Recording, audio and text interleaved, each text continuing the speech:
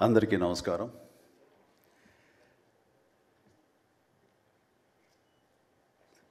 దిగ్దర్శకులు రాఘవేంద్ర గారు, కోదండరామరెడ్డి గారు, Gopal, young directors like Bobby, Vasishta, like నా నిర్మాతలు అల్లు అరవింద్ గారు, అశ్విని దత్ గారు, కెఎస్ రామారావు, శ్యామ్ ప్రసాద్ రెడ్డి, జెమినీ కిరణ్, తమ్మారెడ్డి భరద్వాజ్ గారు, అలా యంగ్ ప్రొడ్యూసర్ విక్కీ అండ్ పాత్రికేయ మిత్రులకు, అలాగే నా బ్లడ్ బ్రదర్స్, బ్లడ్ సిస్టర్స్, నా హృదయపూర్వక నమస్కారం. సో ఫస్ట్ ఆఫ్ ఆల్ ఈ ఈవెంట్ ఇంత గ్లామర్గా, ఇంత మెమొరబుల్గా ఉంది అంటే దానికి ప్రధానమైన కారణం నా మిత్రుడు అమీర్ ఖాన్. అమీర్జీ, thank you so much. And with a small message and a phone call, you made it, and your presence made this moment as a memorable moment. Really, thank you so much, and I never forget this gesture from your side. And about Guinness Book of World Records, then ఊహించండి, I never expected, never dreamt about Guinness Book of World Record, because Guinness Bookకి మనకి ఏంటి సంబంధం అనే ఒక ఆలోచన ఏమైనా ఉంటుంది కదా సహజంగా. అలాగే నాకు అలాంటి ఆలోచన ఏమి లేదు. అలాంటిది నేను ఎదురు చూడనటువంటి ఒక గొప్ప ఆనర్ ఈ రోజున నా జీవితంలో నా ఈ సినీ ప్రస్థానం సంబంధించి తారసపడినందుకు ఆ భగవంతుడికి, దానికి కారణభూతులైన మా దర్శక నిర్మాతలకు, నా అభిమానులకు ఎప్పుడు నేను రుణపడి ఉంటాను. Thank you so much.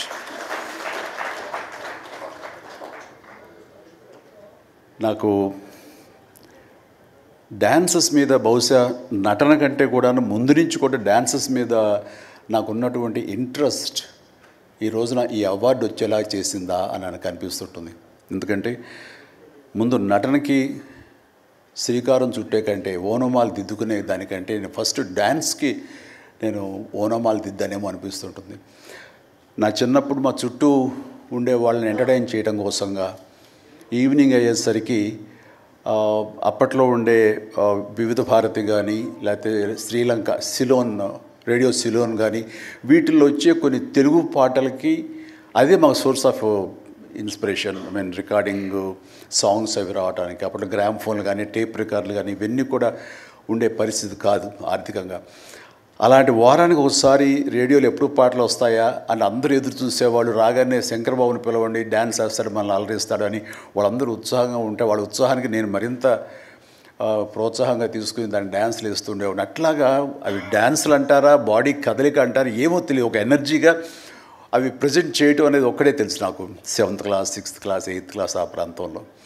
ఆ తర్వాత ఎన్సీసీలో చేరిన తర్వాత ఈవినింగ్ క్యాంప్ ఫైర్ టైంలో అందరూ ఎర్లీగా భోజనాలు కానిచ్చిన తర్వాత తిన్న 70 ప్లేట్లు మన అల్యూమినియం ప్లేట్స్, వాటిని తిరగేసి దరువులుగా, డప్పులుగా వాయించుకుంటూ అప్పుడు కూడా డ్యాన్స్ వేస్తూ అందరినీ ఎంటర్టైన్ చేస్తూ ఉండేవాడు. ఆ రకంగా డ్యాన్స్ అనేది నాకు ఇష్టమైనటువంటి ఒక నా అంతర్భాగం అయిపోయింది.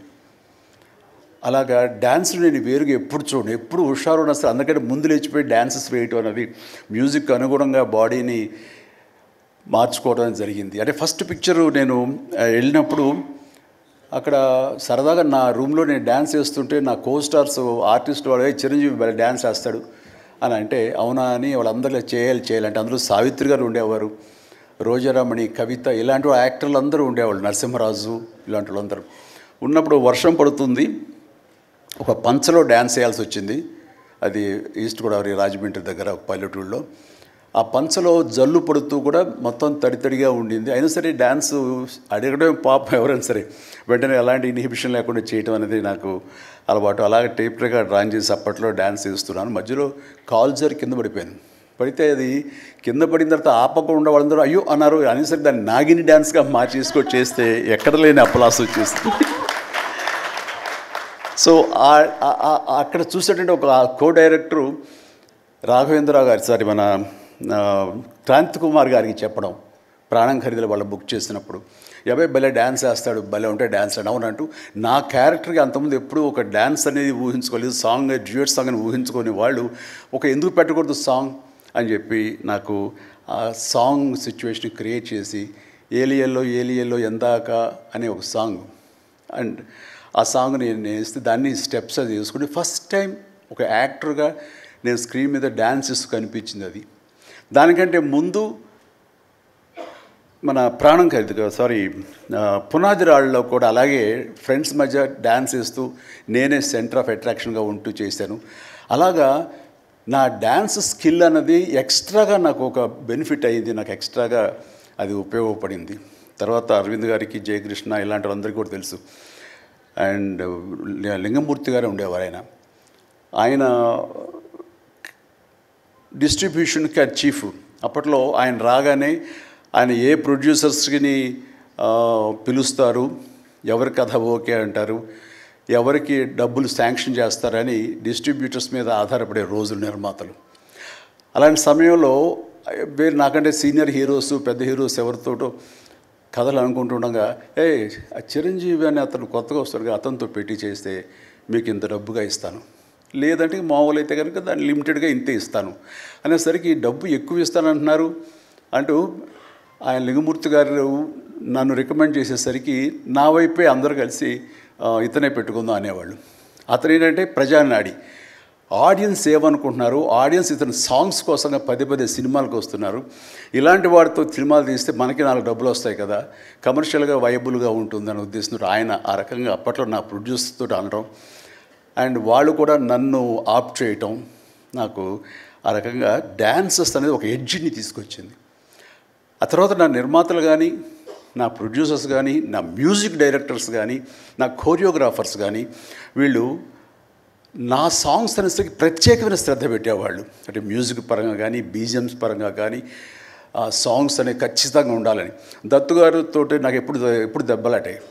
ఎందుకంటే 6 సాంగ్స్ ఉండాలేమో బాస్ మనకు అనేవారైనా, లేదు 5 చాలంటే 6వ సాంగ్ ఎప్పుడు కథకి గొడవ అడ్డుపడిపోతుందంటే, లేదు బాస్ అది మీరు అనకండి, ఏ హీరో అయితే ఏమో కానీ మీరైతే మొత్తం 6 సాంగ్స్ ఉండాలి బాస్ అని ఆయన అంటాం. సో 6వ సాంగ్ని ఏ రకంగా ఒప్పించడం. అలాగే అల్లు అరవింద్ గారు లాస్ట్కి వచ్చేసరికి అత్తగిముడు అమ్మాయి మూడు సాంగే సిచ్యువేషన్ లేదు అక్కడ. అలాంటి చోట ఒక డబ్బు మీద ఒక సాంగ్ను ఆయన క్రియేట్ చేసుకుని అప్పుడు డైరెక్టర్ గారితో కోదండరామరెడ్డి గారు వీళ్ళందరూ కలిపి అనుకుని అత్తగిముడు అమ్మాయికి మొగుళ్ళో ఒక సాంగ్ను బలవంతంగా పెట్టాడు అక్కడ. ఆ టైంకి అది బలవంతంగా ఉంటుంది, కథ డిస్టర్బెన్స్ ఉంటుంది, కానీ సాంగ్స్ ఒక ఎడ్జి తీసుకుంటాయి. సాంగ్స్కి స్పెషల్ ఆడియన్స్ ఉన్నారు. ఆ ఆడియన్స్ సాంగ్స్ మళ్ళీ రిపీట్ చేసేవాళ్ళు. అప్పట్లో ప్రొజెక్టర్ ఆఫ్ చేసి మళ్ళీ రీప్లే చేసేవాళ్ళు. ఆ రకంగా సాంగ్స్ యొక్క ప్రత్యేకత నా జీవితంలో, నా సినీ కెరీర్లో, నా యొక్క విజయ పరంపరలో అది ఒక అంతర్భాగం అయిపోయింది. ఆ రకంగా సాంగ్స్ అనేది ఏదో సరదాగా హాబీగా చిన్నప్పుడు మొదలుపెట్టింది. అది ఈ రోజు వరకు నాకు విపరీతమైన ఫ్యాన్స్ని తీసుకొచ్చి డ్యాన్సెస్ అంటే చిరంజీవి చేయాలి అన్నంత పేరు తీసుకొచ్చి నాకు ఈ రోజు ఇదిగో ఈ Guinness book of world records నాకు తీసుకొచ్చేలాగా చేసింది. సో ఇది నిజంగా అనూహ్యమైంది. ఏదో నటనకు వస్తుంది అన్నారు, వస్తుంది. అలాగే పర్సనాలిటీకి, మన సీనియారిటీకి అవార్డ్స్ వస్తాయి అనుకున్నా వస్తున్నాయి, అన్నీ అవుతున్నాయి. ఇంక ఎందుకు వస్తాయి, ఏమన్నా వస్తాయి అనుకుంటే కనుక ఈ రూపంలో వచ్చింది. ఈ రకంగా నన్ను వరిస్తుంది అనుకోలేదు. అది కాకుండా Guinness book of world records అన్నది. So first of all thank you so much mister Richard.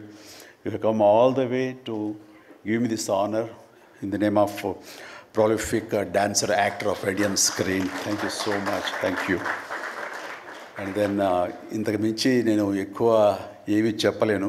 But నా యొక్క ఈ విజయ పరంపరలో నేను కొనసాగడానికి నాకు ముందు నుంచి దోహదపడుతున్న నా నిర్మాతలకి, నా తోటి నటీనటులకు, నా టెక్నీషియన్స్కి, నా డైరెక్టర్స్కి, ప్రతి ఒక్కరికి హృదయపూర్వక ధన్యవాదాలు మరొకసారి తెలియజేసుకుంటూ ప్రతి ఒక్కరికి నా అభినందనలు సెలవు తీసుకుంటాను. జై హింద్.